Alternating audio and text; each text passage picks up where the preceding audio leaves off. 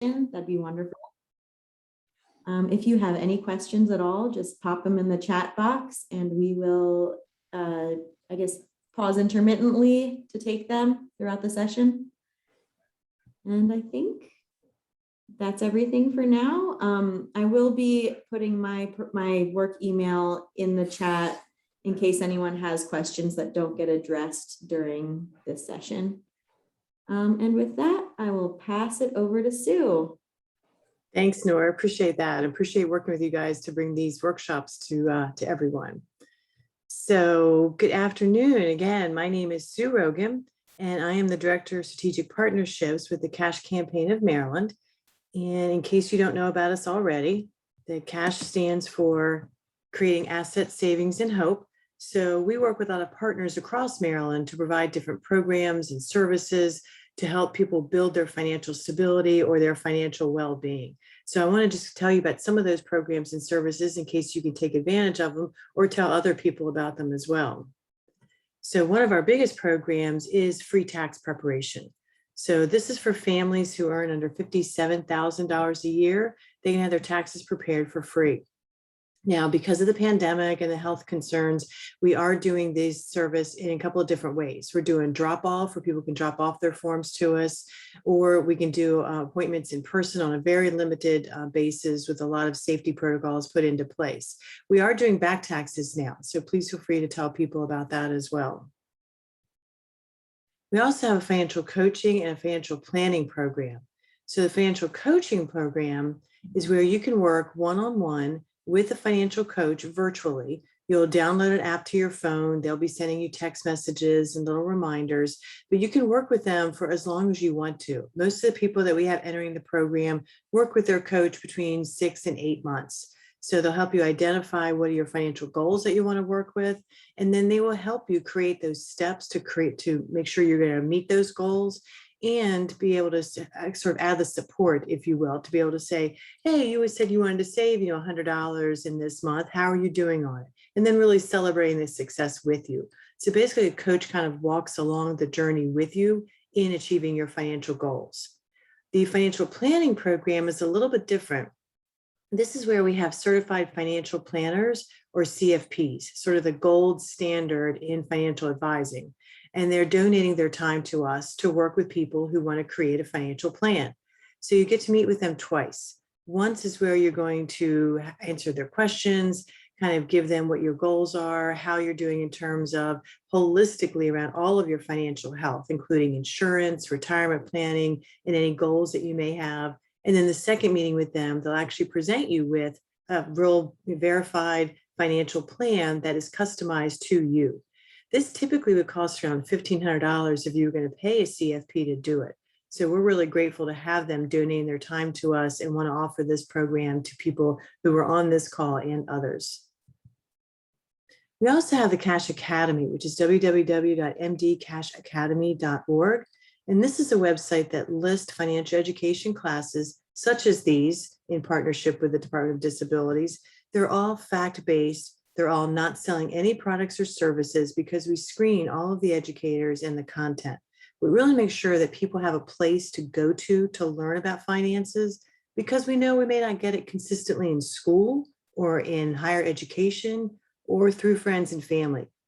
So these are all webinars right now. And again, they're all open to anyone. You can attend as many as you like to. We have many of them that are really focusing specifically on the resources that are available due to the pandemic. So we have COVID-19 specific content. We have some webinars in Spanish, some with American Sign Language, and we have many that are recorded, such as we're recording this one today, and some on Facebook Live. So we're trying to give people many different avenues to be able to get the financial education content that they want and that will find to be helpful. So the last program I want to make sure I tell you about is our Bank on Maryland. So Bank on Maryland is a program that helps people get into what we call certified bank accounts. They're certified because they meet very strict requirements. They're basically a checking account with some guardrails on it so that we don't get into trouble with the financial institution by using this account. And by trouble, I mean typically overdraft fees is where people have struggled in the past when they've been shopping and they may not have the money in the account for that particular purchase. And the bank allows them to make that purchase, but then charges a fee for that, called an overdraft fee. So people struggle with overdraft fees in the past, and these particular accounts, these certified accounts, do not allow overdraft. So the person cannot get into that sort of difficulty with the financial institution by owing them a lot of money for these fees. But these are very functional accounts. They have a debit card with them. You can bank online, pay bills online, use that debit card to make purchases. They're really meant to be a great way to start a relationship with a financial institution by getting into this type of safe and low fee bank account. So with that, I'd like to turn to and talk to you, if you can put in the chat box, and Nora can maybe help me with any of the responses. What is it that you think of when you hear the word money? What are the first things that pop to your head when you hear the word money?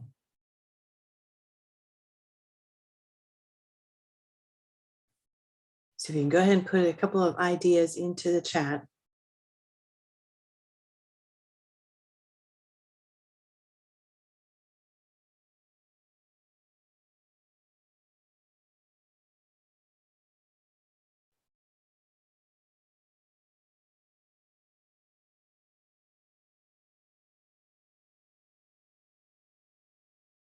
Okay. I'm actually seeing in the chat that I saw paying bills. What else? I'm seeing paying bills, stress, savings, cash, meeting everyday expenses, buying things I want. Awesome. Thank you, Nora. Thank you, everyone, for putting these comments in. Money is often, I think, stressful is definitely one of the comments I heard. And that's a lot of what we hear. I certainly know I myself have experienced it, because it's not that money makes anyone happy. It just adds stress when there may not be enough, if the month is too long for the money that's coming in, or if there are unexpected expenses that have happened, drop in income. So it can be very, very stressful. And we really want to talk today about some tips to kind of minimize that stress or to try to get rid of it, so that the bottom line is that we're making our money work for us versus us working for money. So thanks again for those comments.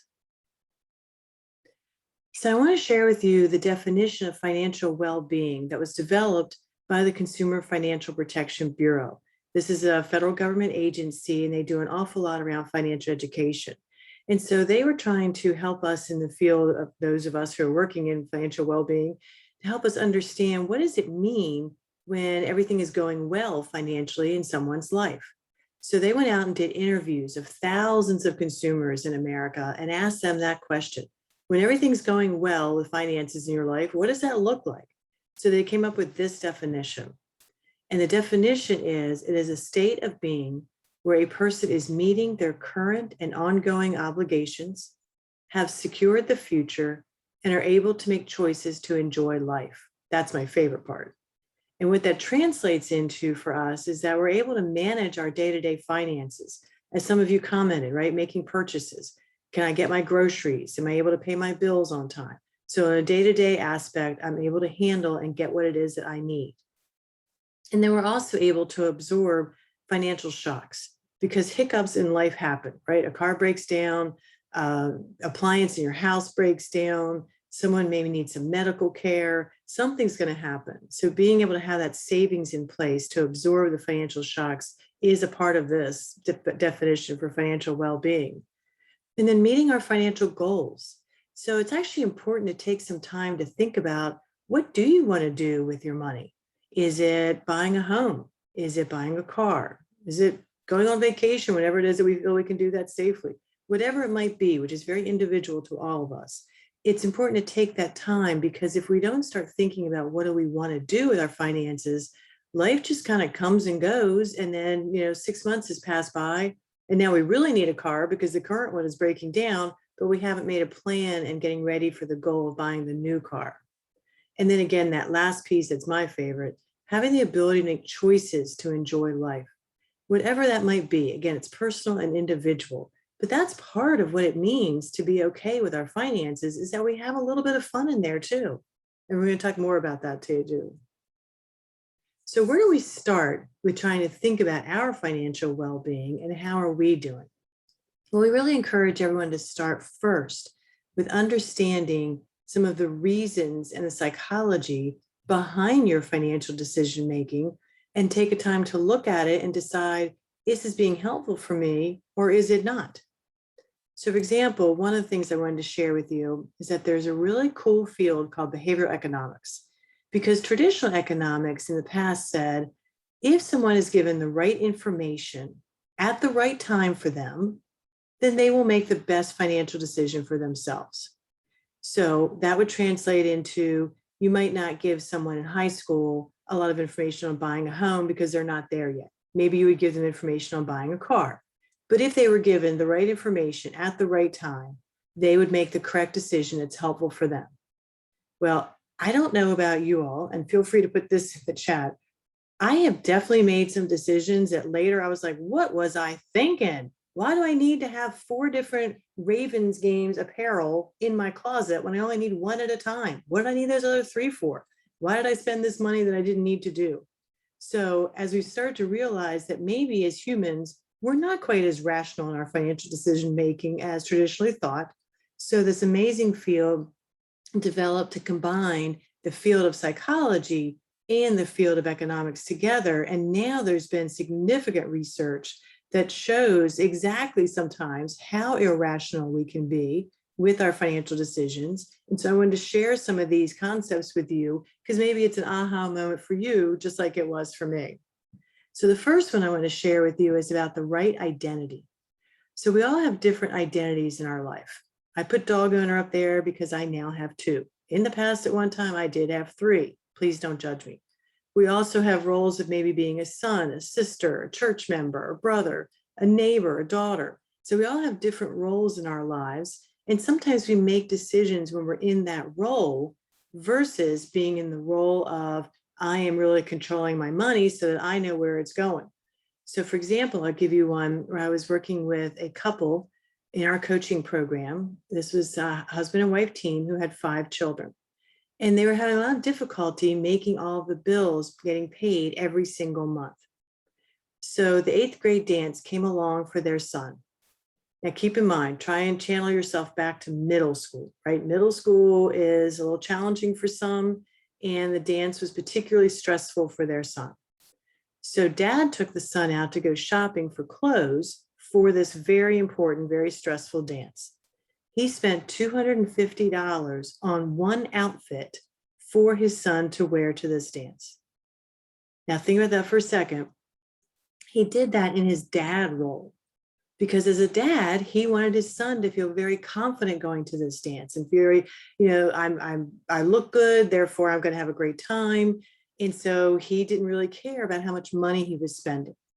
Clearly, when they came together in the coaching session, this wife was very distressed about the decision that he made, because that meant she wasn't going to be able to pay the electric bill that month on time. But it's important for all of us to take a look at the roles that we are and decide whether or not a decision we're about to make about spending is because of that role that we're in, or do we need to rethink that because we're looking at our finances from our being in control of them perspective and that identity, and think, well, maybe I could achieve the same goal, such as an outfit for an 8th grade dance, with less money. So another one I wanted to share with you is current self versus future self. So it's really been shown through studies that we are making decisions around our finances, thinking about how we are today, not what we want to be thinking about 10, 15, 20, 30 years out. And because we're doing that, we may not be thinking long-term in terms of putting that savings away for retirement, or if I want to buy a home in 5 years, I'm not thinking as a prospective homeowner. I'm thinking about a consumer today, and I want this particular outfit, and that's what's going to happen. So as much as we can, if we try to take some time before we make a purchase and think about what our future self would say, should we make this purchase or should we hold off on it and put that money somewhere else?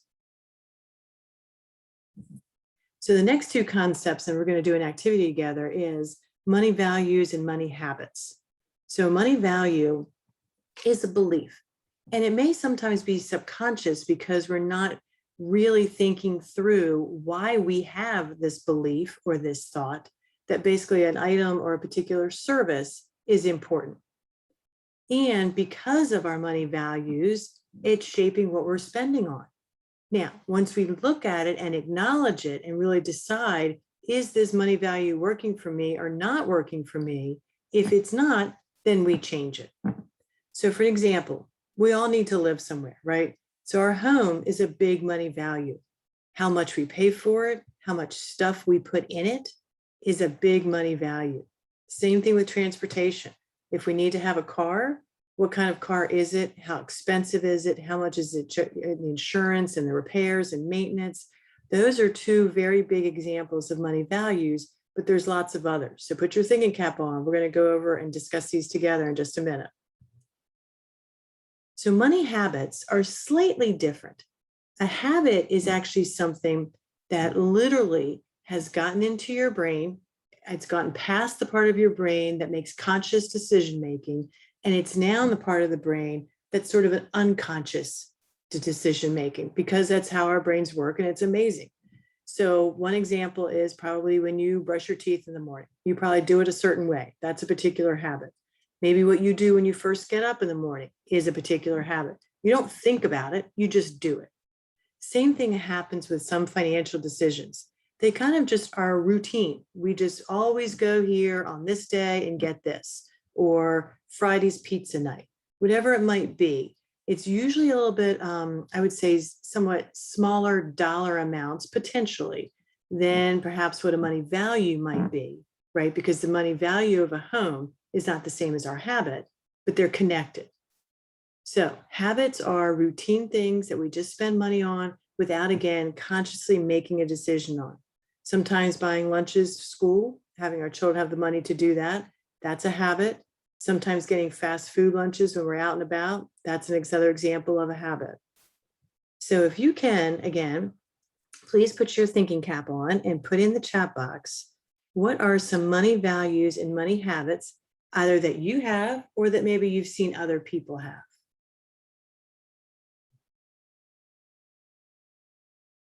And while you're typing, I'll go ahead and get us started.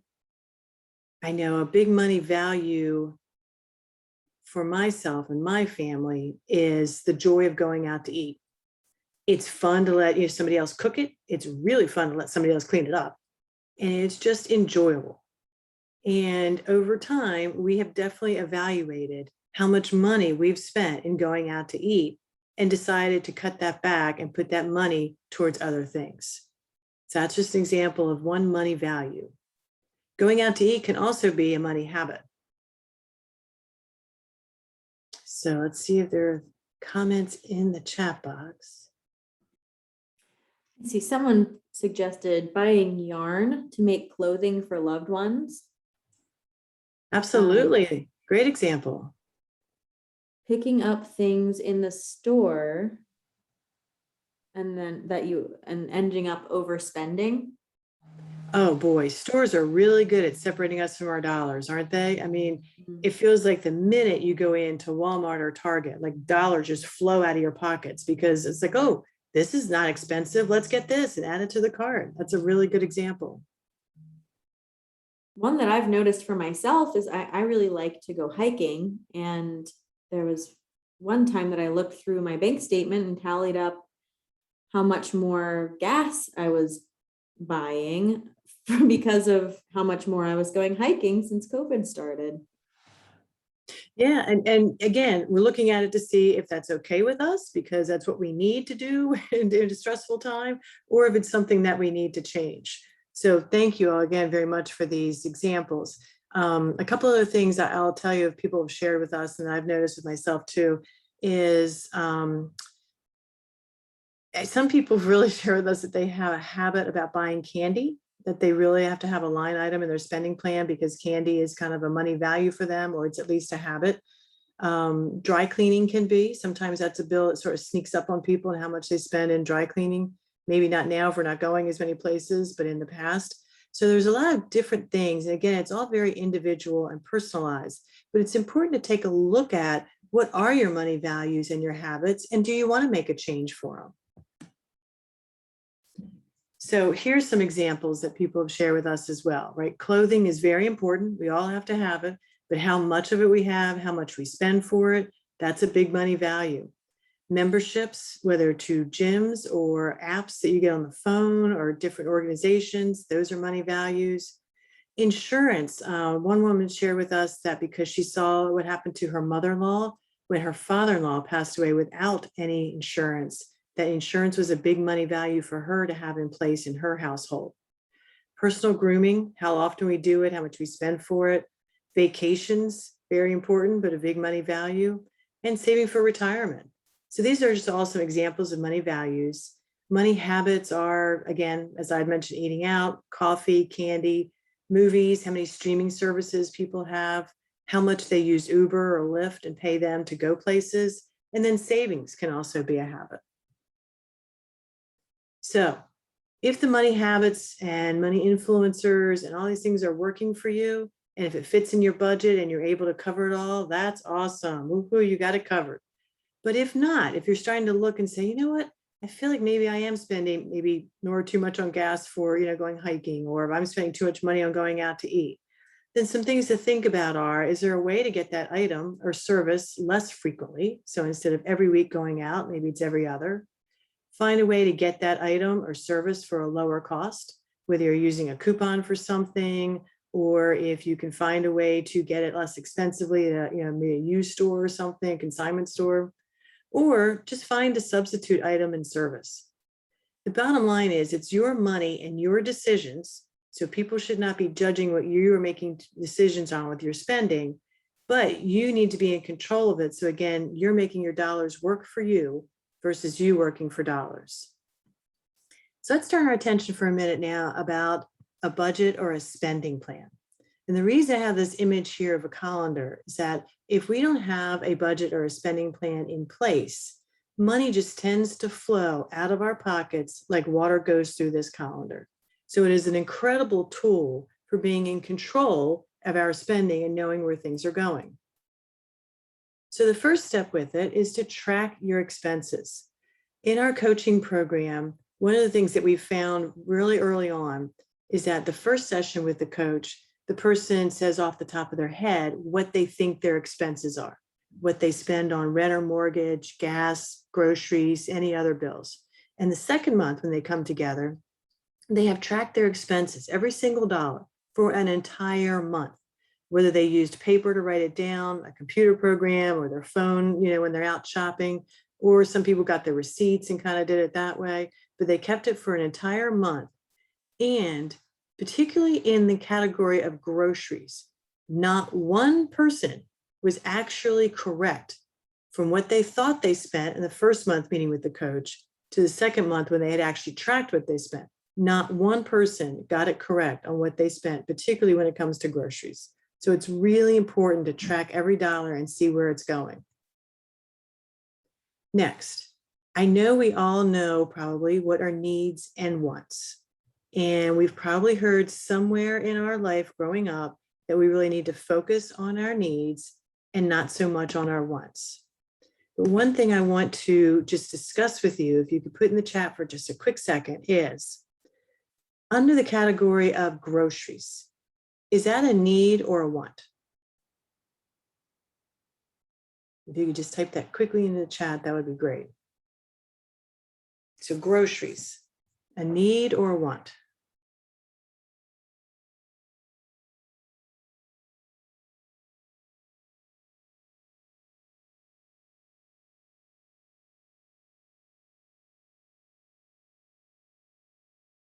All right. Groceries are a need, mostly except for junk food. All right, Judy, thank you so much. We've got a couple of people saying need, some people saying both, and one person saying need mostly except for junk food. Yeah.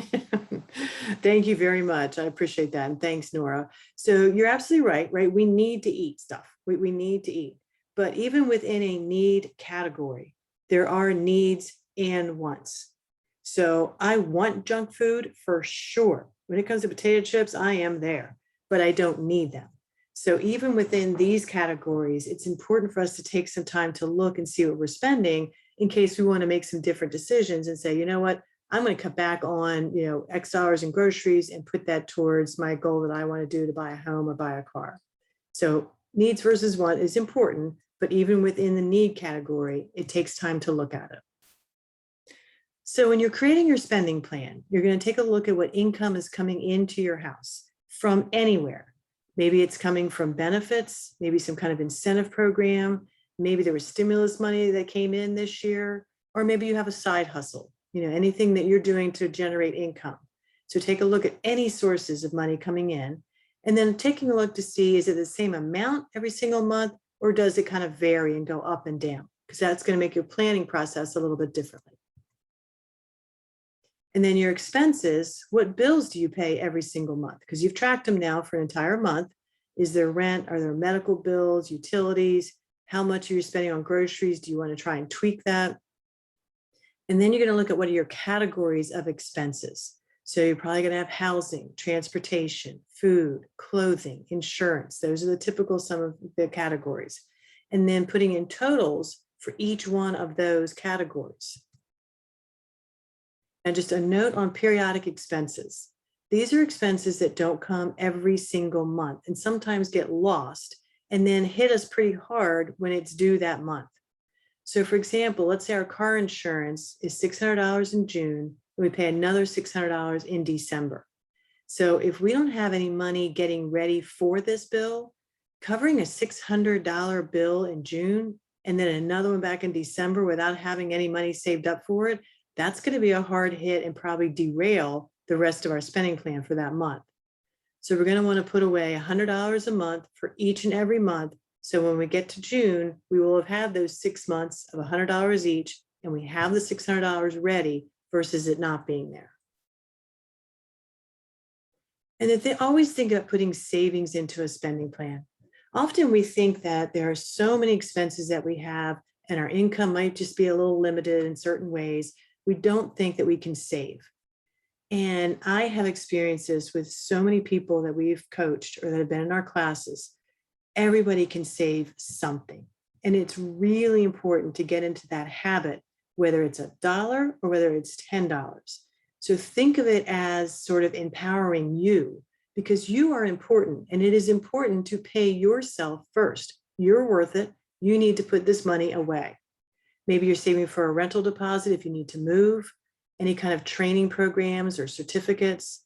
An emergency clearly is always a good reason for be saving. Car repair, because it's going to happen. Or maybe you just want that awesome pair of sneakers. That's totally fine. Again, it's your plan, but think about what are things that you want and start saving for them. Because money you save now will save you later. So now we have an idea of what we want to put together in our spending plan. What are we going to use to create it? And more importantly, to check it. It is critical to check that spending plan on a weekly basis, because if you put all those numbers down and you've got your categories and you figured out what you want to spend, if you wait until the end of the month to check it, I can almost guarantee you that something will have gone awry and something will not have met the expense that you put down in your budget. If you look at it weekly, or maybe at least every 2 weeks, you have some wiggle room to change, right? So if the groceries are going a little high, like it is for me this month, don't know what I did, I'm now going to be looking in that freezer, in that pantry, and I'm going to minimize my grocery costs for the rest of this month. So taking a look at it every single week keeps you on track. Some people like to do the paper version, just a journal or a notebook, totally fine. Excel has templates that are very easy to use. You would download your transactions into it, and it helps you put a pie chart together of how your spending plan's going. Google has one as well. There's computer software if you choose to buy it. There's a lot of online tools or apps, and a lot of them, such as the one shown here, mint.com, are really great and easy to access. So for example, on Mint, you would create your account, put in your email password, you put in your categories, you choose from their suggested ones, you put in the amounts that you want to put with each category. And then with this one, in particular, instead of just having it out there, you actually tie it to a debit card or a credit card, whatever you use for your spending. And then when you're swiping that card to buy things, it dumps it down into your spending plan so that you can go online at any point and kind of see where you are.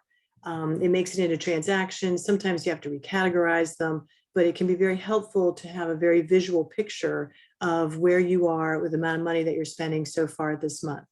Some other apps, there's one called Good Budget that you actually do not tie to your checking account or a credit card. You just create it online and then you manually put in the numbers that you are spending. So it depends on your comfort level in being able to link any of these apps or websites to actual accounts. And so just a note on that, though, is to be cautious with any app or website that you're going to put in any personal information. Please be very careful that you're reading the terms of use and the privacy policy so that you know what's being done with your data. Consumer data is a huge industry right now, and they're not going to pay you for that data. They're going to use the data that you are getting their free website for, or if you're paying a minimum amount for it. Whatever you're using, the apps or websites, again, just take a look to make sure that you know where your data is going and that you're protecting it as best you can.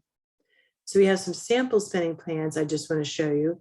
One here is just as simple as taking a calendar and putting down in the calendar what day the bills are due, what day the income is coming in, and then on that Sunday, how much money is left. So it's very simplistic, very easy to use. There is just another spreadsheet that you can do. You put in your income, put in the categories of your income, categories of expenses, the expected amount or the amount that you are attempting to spend in that category for that month. And then what was the actual amount? And then what was the difference? Hopefully very little, but that's why we're checking it to make sure that we're trying to stay on track. And then just kind of a last note on the spending plans is to make sure it reflects your priorities, not anyone else's, but yours. So a lot of financial experts will tell people about these lattes and coffees, right? Stop going to Starbucks, it's too expensive. And I certainly understand what they're saying. However, I don't think, first of all, we have an obligation to call out a particular company and try to tell people not to buy their product, whatever it might be.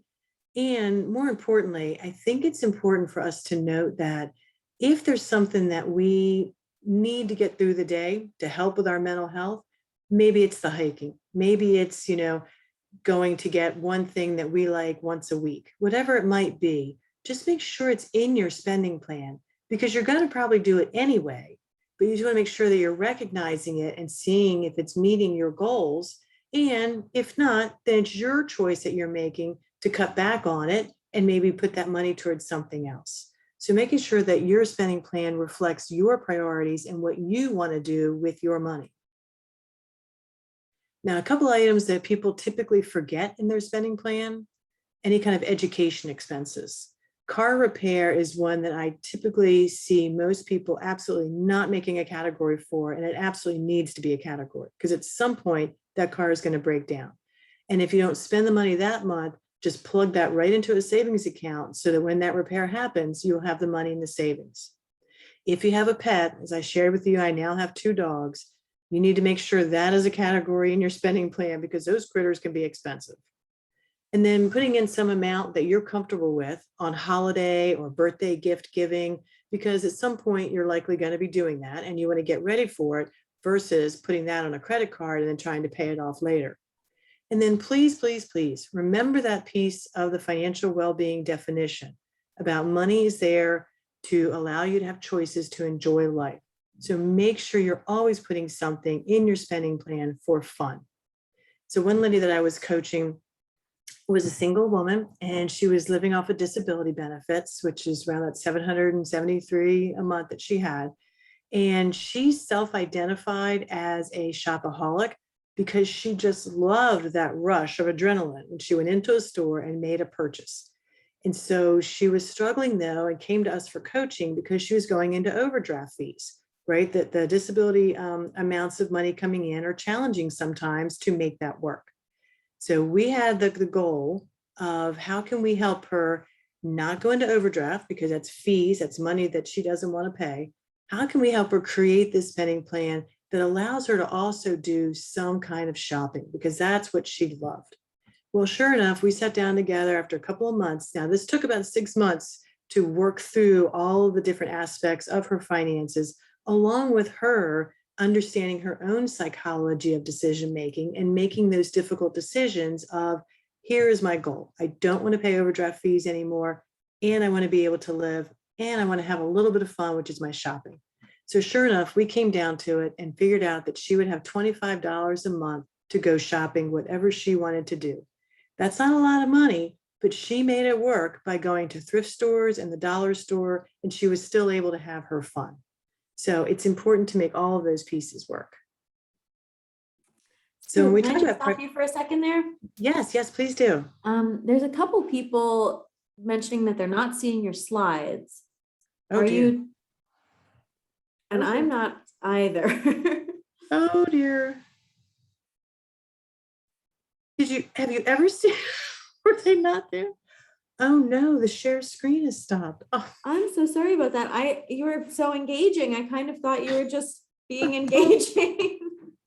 I'm so sorry. Oh, All no, it's right. fine. Yeah, now it seems to be back. I'm Okay, yes, I glad. see it now. If anyone else is having trouble seeing it, just let me know in the chat, but I'm seeing it now. Thank you.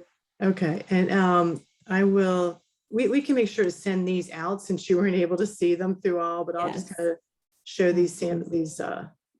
spending plan tools, these different All right. sides Thank you. Sorry here. about that. I really just thought you were just speaking to us. Thank you. Thank you. No, I'd rather you see something else other than looking at this mug. All right. All right. So talking about prioritizing our expenses is thinking about what is the most important for us. You know, it's typically food, housing, utilities, transportation. Sometimes it's childcare or the internet or cell phone service, if that's essential to our ability to work. And making sure we're always looking at what are our automated payments. So what have we set up where the company can either directly take out of our checking account, or we have just set up by going online to our bank for monthly payments, maybe a car payment, just to go out on the same day of the month. So what are those automated payments, and are they actually a high priority? Do we need to revisit them, take a look at them? And what are some, again, those periodic expenses like insurance? So we're making sure that all of these go into our prioritized expenses for our spending plan. And now that you can see it, I wanted to share with you this tool from the Consumer Financial Protection Bureau. That's a worksheet that helps you kind of go through which bills are a higher priority, how much are they, and what happens if I don't make them. So for example, this first category is things that I need for a job, right? Those are high priority because I've got to get the money coming in. So is it transportation to get to work? How much is it going to be?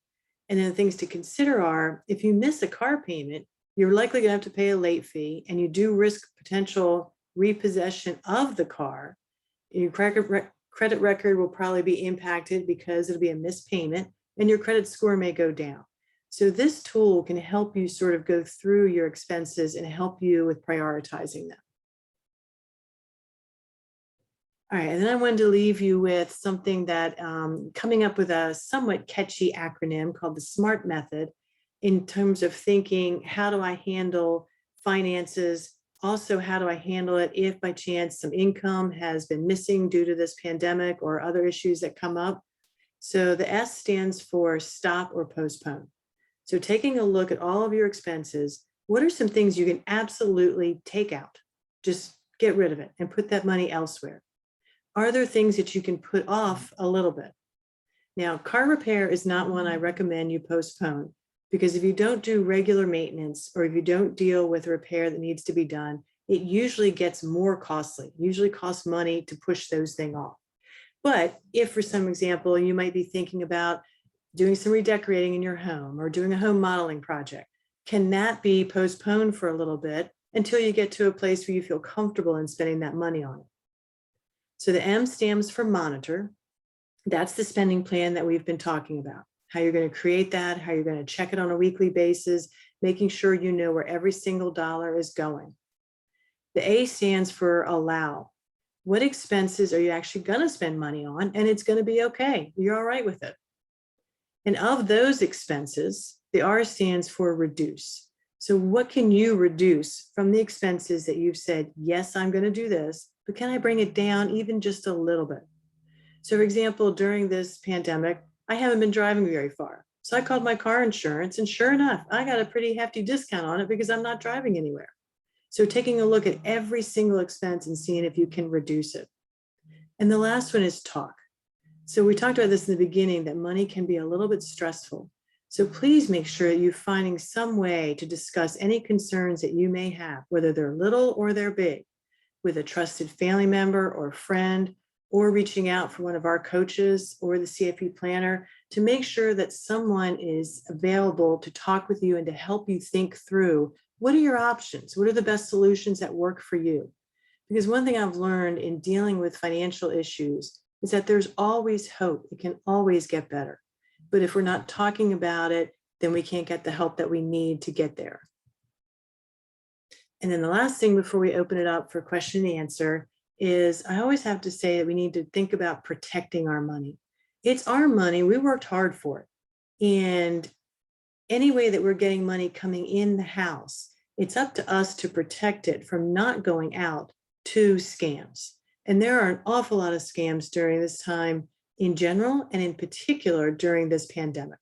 There have been a lot of stimulus check scams, the testing scams, and identity theft has just exploded with a number of cases being reported to the Federal Trade Commission and to the Attorney General's office. So it's very important to make sure that you're not giving out any personal information. The IRS is not calling you on the phone to tell you that you owe them money. The Social Security Administration is not calling you because your number's been compromised. Those are scam artists trying to pressure you and to make you afraid, which then makes you give them information that helps them actually either open up a credit in your account or take money from your bank accounts. So please be very careful about any information that you're giving it out, even something as simple as your birthday. I had my pharmacy, allegedly, my pharmacy call me saying I had a prescription ready for a refill. And I was busy at the time, wasn't thinking. I actually didn't have a prescription ready for refill, but they were talking and they said, we just need your birthday and we'll verify your prescription. I was like, oh, no, you do not need my birthday.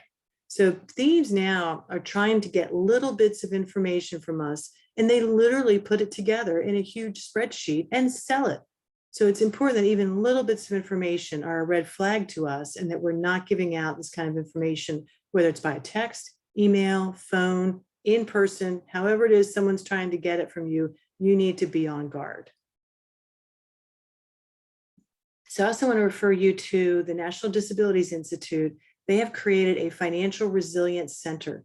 This website has a ton of resources and information on there to help you actually build your financial health, as does the Consumer Financial Protection Bureau. So it's a real resource to those who have disabilities and being able to access information and resources. And with that, Nora, I will turn it over to question and answer. So this is our website for the financial education classes. There's my contact information, and I'm happy to take any questions. And I'm so sorry about the slides. I will send them out to everybody.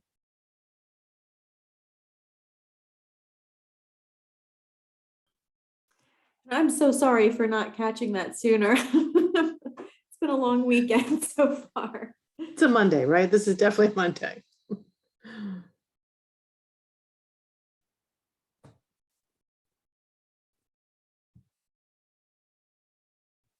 All right, so we'll see if anyone wants to either put in the chat. Yep, we'll definitely get a copy of the slides to people.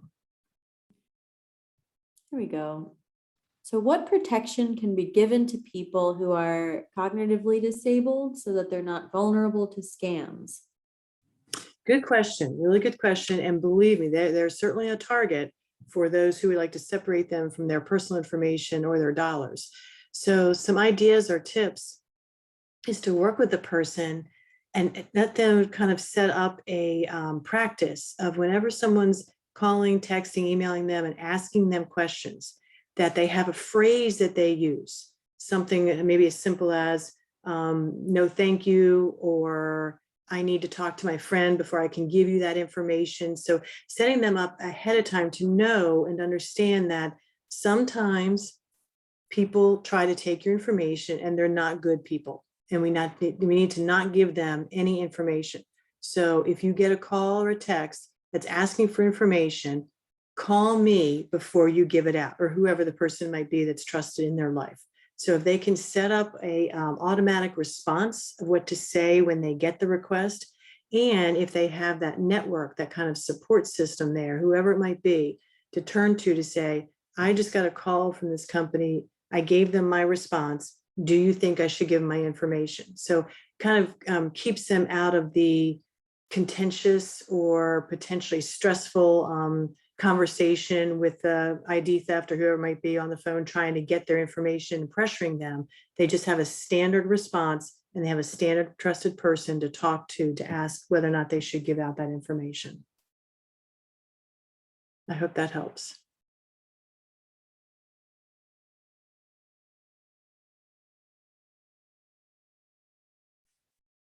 All right, happy to take any other questions or comments. Another person says, lately, my mother has been victim of scams, including the IRS. She is elderly. So maybe your mother would benefit from a phrase like Sue was just talking about as well, saying, maybe I can check with a friend before giving out information or something like that. Totally agree with that, Nora. I have, my mother-in-law is 88, and I've asked her to do the same thing. When anybody's calling you, your response could be, I need to check with my daughter-in-law, or I need to check with my son, or I'm going to talk to them first before I talk to you, very politely, and then hang up. Because the person is likely going to try and continue to talk to, particularly an elderly person. Maybe they are looking for some conversation. Maybe they're just not as acutely aware perhaps as we may be on what people are trying to do with the information. And maybe they think the IRS would call them, right? I mean, why would they not think that? Well, I know it because I know it's a scam, but not everybody does. So it's important to say when someone is getting a call, they feel that high pressure or they feel nervous because it's scaring them. The Social Security call is scaring a lot of people now. And it's important to set up the strategy beforehand about what to do when a call like that comes in. So I agree with you, Nora. I think setting up the same type of system, whether elderly, whether cognitively, delayed, or whether a young person, may not have experience in these kind of scams. It's important to set up that strategy first.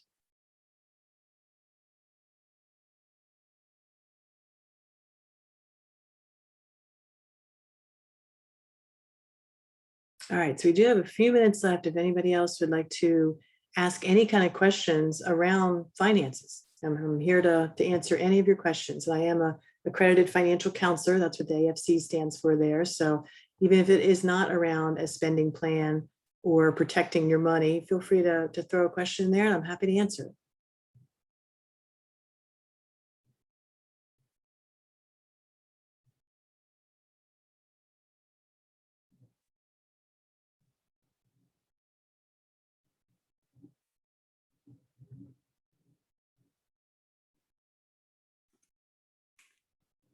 Do you recommend setting up guardian accounts for people who have disabilities?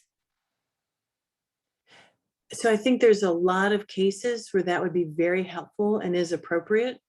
And I know that we've had some webinars that were recorded that we can make sure everybody gets access to, on like the special needs trust. The guardianship is a separate issue. So I think there's definitely times where it is appropriate. I think there's definitely some assessment that has to be done to make sure that it is an appropriate step to take. But I think it can be a very helpful and appropriate step when it's needed.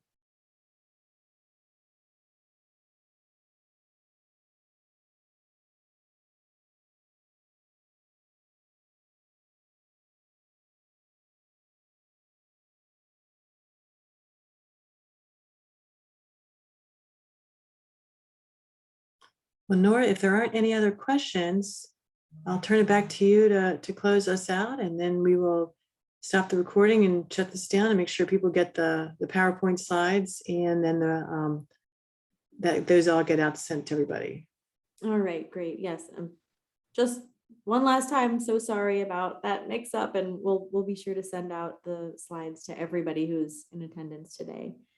And I'd just like to also mention that tomorrow we're having a repeat session, I think from maybe noon to 1, from about ABLE accounts.